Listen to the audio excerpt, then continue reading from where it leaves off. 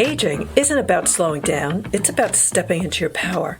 Welcome to Don't Let the Old Lady In, the podcast where we challenge outdated beliefs about getting older and embrace wellness, self-love, and confidence. Your host is Lori Gardner, a registered nurse and nationally board-certified health and wellness coach, and she is your guide on this journey to vibrant, mindful living. Each episode will explore topics that nourish your mind, body, and spirit, and how to navigate health issues in the healthcare system as you age, so you can live with energy, purpose, and joy.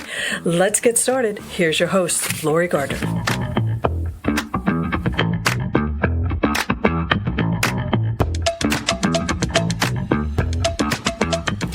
Okay, ladies, welcome back to Don't Let the Old Lady In.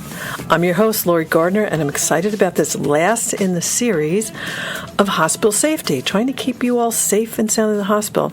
This is about maybe one of the more important ones. They're all important, but the one conversation that you can have in the hospital that can change everything. And being the final episode, I want you to just possibly listen more carefully or even go over some of the other episodes just to really cement in this really important information. Now, this should bring it all together in a lot of different ways, but we've talked about falls. We've talked about infections, preventing them, preventing medication errors. We've talked about how to have a safe discharge. It really comes down to one moment, a moment where something feels off and you have a choice to speak up or stay quiet. I have seen over and over and over again as a nurse in the hospital, in doctors' offices, that sometimes the most proactive, top-notch people with big leadership jobs become very passive in the healthcare system. And that's where I want to focus on today. We cannot be that way. But I understand why people are. It's confusing. You're not feeling good. Just many, many things that kind of prevent that. But let's do, I want you to think about this for a second. Have you ever been in a situation in a hospital, or even in life, where something didn't feel right? You couldn't explain it. You didn't have proof, but you felt it. And maybe you didn't say anything. And afterwards you thought, I should have said something. That moment, that's what we're talking about today. And ladies, I will tell you, as a very young nurse, I think I always had some significant intuition. I was a nurse in a very busy hospital in New York City, and I would occasionally do my rounds. I worked the evening shift. I'd occasionally do my rounds. I knew my patients really well because we worked a lot.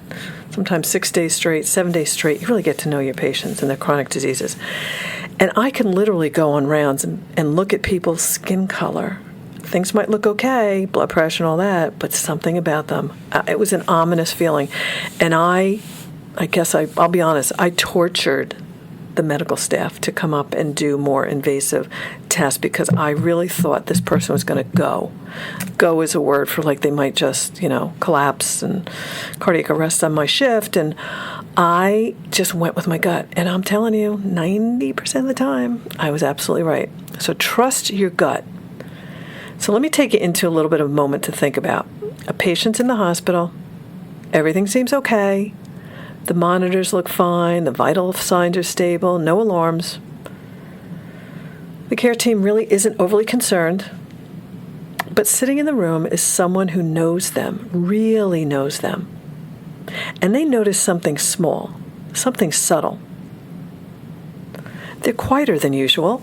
They're less responsive. Not quite themselves. It's not traumatic. It's not obvious. But it's different. And that thought comes into their head. Something feels off. But right behind it comes doubt. Maybe I'm overreacting, they say themselves. They're probably just tired, and they're trying to chalk it off. The nurses would notice if something was wrong. So they sit with it, and they wait. And here's the moment, the turning point. They either say something or they don't. Now, let me give you another little example. I have an elderly neighbor She was in the hospital. Do a short story. She was in the hospital. I know her well. Alert-oriented, amazing woman. Traveled the world, sharp as a tack. Even though at this point she was well into her 80s, and she was admitted, and she took a really sudden dive with her cognition. All of a sudden, it seemed like she had full-out dementia. I went up to visit her. I said, "This is not her. What's going on?" And that's when I went to the nurse's station, introduced myself, and said, "Did you put her on some new medication?"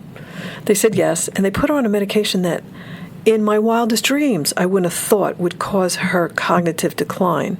But because I knew her well, and I knew how sensitive she was to drugs, I asked them to please take her off and see what happened. It wasn't like a crucial type of drug. They took her off, and she totally cleared.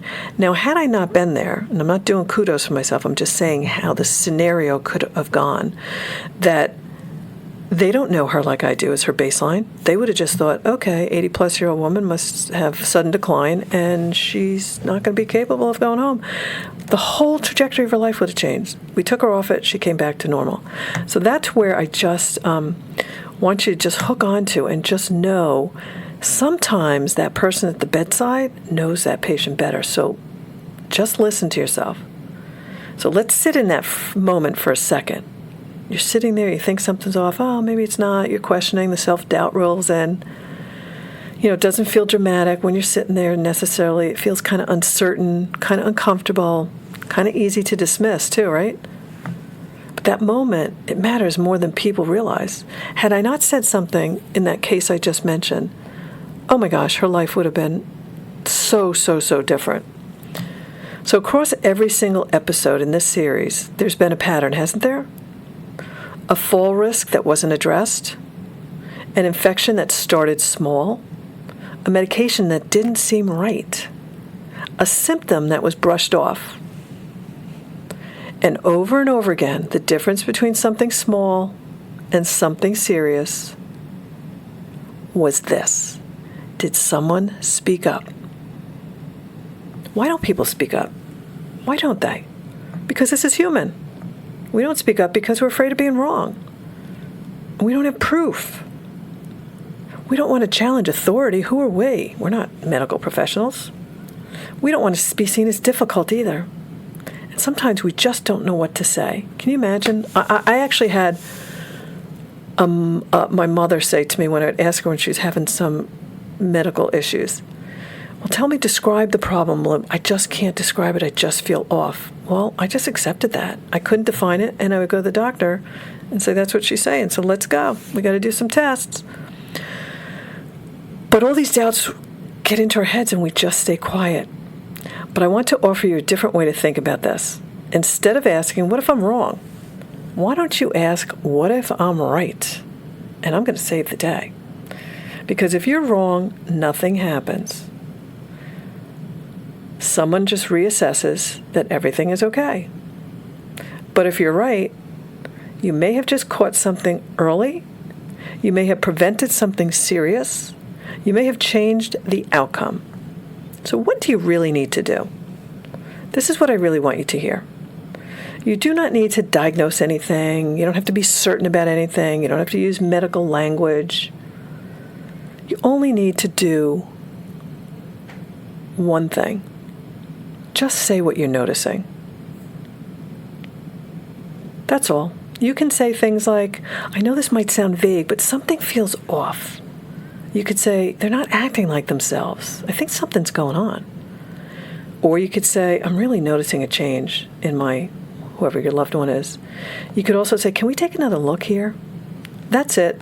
You're opening the door for reassessment. But I will say, if you really feel strongly and you're not getting the attention, I have my clients jump up and down because everybody needs to have assurance when they're in the hospital. And I want you to hear this really clearly. I feel so strong about this that you, as the visitor, bedside advocate, care partner, whatever you want to call yourself, you are not just visiting. You are the person who knows them best, the one who notices subtle changes, the one who sees what others might not. And your voice is part of the care team. And don't let anybody tell you that's not true. Sometimes the most important sentence in a hospital room is, something feels off and I'm really worried. So if you take one thing from this entire series, let it be this. Your voice matters, even when it shakes, even when you're unsure, even when it feels uncomfortable. Because that one moment, that small decision to speak, can change everything. And if you're listening to this thinking, I want to feel more confident in these situations, or I don't want to second guess myself, or I want guidance navigating this, this is exactly what I help people with. As a nurse and a healthcare advocate, I support families navigating hospital stays, asking the right questions, understanding what's happening, speaking up for them with confidence if need be. So you don't feel alone in these moments. If that's something you need, you can connect with me here. But just know your voice matters.